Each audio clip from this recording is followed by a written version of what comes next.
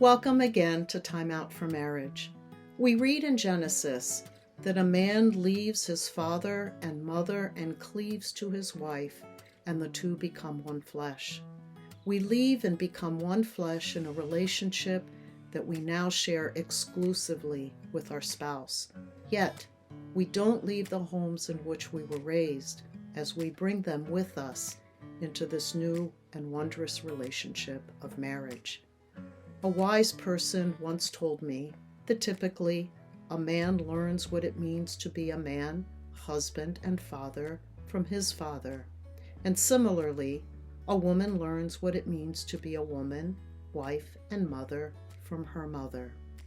It's my experience that this observation holds true in regard to the good, the bad, and sometimes the ugly that our parents have passed on to us and we pass on to our children. A woman might learn from her mother that a wife and mother sacrifices everything for the sake of her husband and children.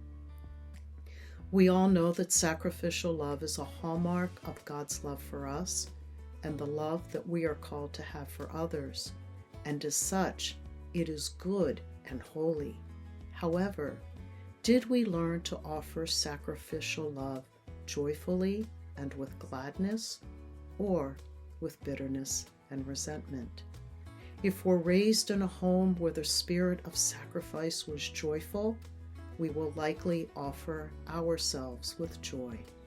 If resentment, then unless we make a deliberate commitment to seek God's grace to give joyfully, then we will likely exhibit resentment and bitterness, because that is what we know and have learned. Or the husband may have learned from his father that men are to show strength by holding things inside and not expressing thoughts and tender emotions. If so, he's likely to hold things in, sometimes protecting his wife until he's ready to express himself appropriately, but sometimes leaving his wife in the dark, guessing and wondering what he's thinking or feeling, unless he makes a deliberate choice to express his thoughts and emotions more openly.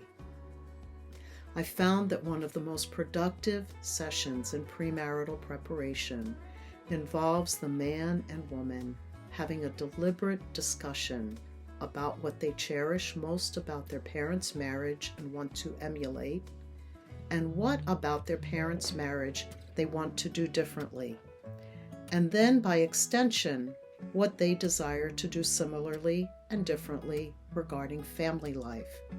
We would do well to make this an ongoing discussion as the years go by and we grow and mature, but also as we slip into behavior patterns that are deeply ingrained and may not be what God desires for us.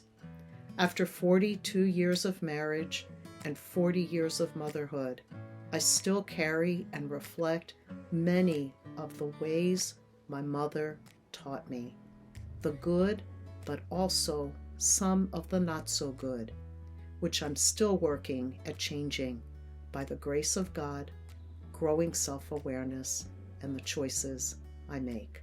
Until next time.